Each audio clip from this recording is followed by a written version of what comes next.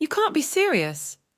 She looked at him with what she knew was pathetic desperation, but it was the last trick she had up her sleeve, the last thing she could throw at him in futile attempts to convince him. But alas, no use. He was set in his ways, and even more the mindset. There was no talking him out of it. He shouldered his 12-gauge, tipped his cowboy hat like the gentleman she remembered. Darling, I will not stand for this sort of behavior. Besides, he pecked her a kiss on the cheek. If we don't teach him a lesson, who knows, the horses might be next. Jack was referring to the Indian boys, the ones who had come by every night for the last week and stolen something. Grain, tack, 3 cattle, and last night, the riffle Jack kept in the barn. They were getting bold and careless, a combination that was about to put them in an early grave. Still, Allie hated the idea of Jack just killing them. They had families, right? Without another word or second to hear her reply, Jack was out, porch door clattering shut behind him. It was close to dusk. The sun was resting above the tobacco root range, just barely slipping into her sunset colors. Something about this hour made Allie anxious. Coyotes crying over the still plains, no deer or birds to be seen. The afternoon breeze wore tired. It was just a frozen suspension of time until night came, and, according to Jack, was the perfect time to set up an ambush. She watched through the little kitchen window as he entered the barn. With no lantern in his hand, he seamlessly slipped into the hayloft. She saw the tip of his shotgun peek through the window, aimed into the tree line. She couldn't watch. Cowboys and Indians, never something she concerned herself with. It never ended well for anyone. Revenge was a funny thing like that out here. Out in the mining settlements of the West, lawless and untamed, that's how everything worked. As the sun finished up and sunk far below the horizon, Allie tried to busy herself. Dishes, sock mending, checking on the stew, simmering above the wood stove, all while biting her fingernails and pacing. She didn't dare look through the windows, and she tried not to pay attention to just how silent the word was outside. It had almost been an hour and a half when the first hint of action appeared, with a knock at the door. At first she was puzzled, naively puzzled. Why would Jack knock to come into his own house? She stood, setting his torn button up on the sofa.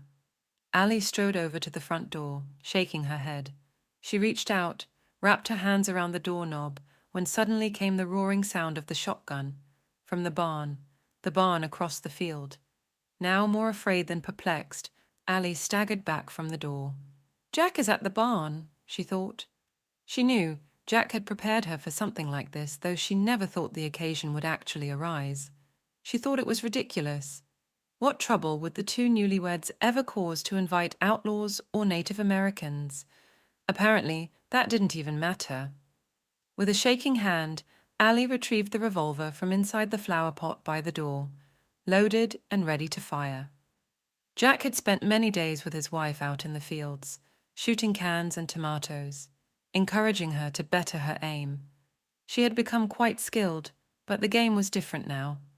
The stranger behind her door was no unarmed fruit. For a split moment, standing like a deer in the headlights, Allie debated her options. Race out the back door and make a break for Jack, lock herself in the bedroom, or open the door.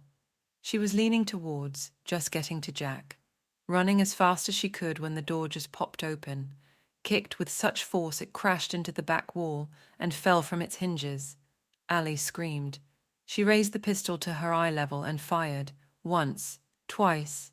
The pop of the little gun echoed in the small space. She was still screaming over the sound of it all, over the footsteps getting quite close.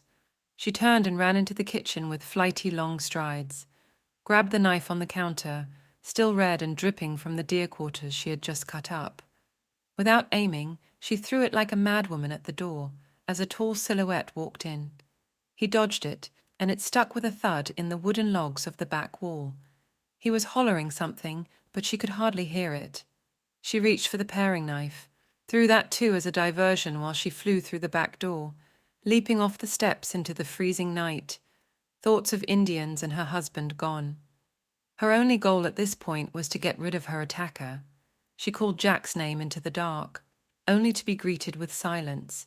Realizing, accepting, the fact that she was on her own, Ali spun on her heels, faced the shadow stepping of the porch, slowly, calmly. "What do you want?" Ali hollered, raising the gun once more. But this time, her eyes were open. This time she looked her assailant in the eyes, and after one long second filled with heavy breathing and half-muttered curse words, Ali burst out laughing, dropped the gun to her side. "You passed the test, love," chuckled her husband. Jack dropped his hands to his side. That wild, mischievous smile she had fallen in love with walked right up to her. He was her assailant. She felt her heart just stop from the adrenaline rush and crash as he embraced her. Well, after pulling out the sheet of tin beneath his vest, with 2 small shell indents just beneath the collarbone. "I could have killed you." Ali was baffled, a little angry now. "What was all that for? And where are the Idians?" "I wanted to make absolutely certain you could take care of yourself." He was still laughing. "Might I just say that was some fine shooting, though? Eyes closed and all. As far as them Idians go, they never showed." Ali nodded, amused and extremely relieved. "Mighty fine door-breaking, might I add." Ali scolded as they wandered back towards the house. Jack was halfway through a sarcastic apology when he just stopped. Mid-step and sentence, he just froze. When Ali turned to look behind her, she clasped a hand over her mouth. Air drained from her lungs as she watched her husband fall face first to the earth, a long and sinfully narrow arrow sticking out of his shoulder.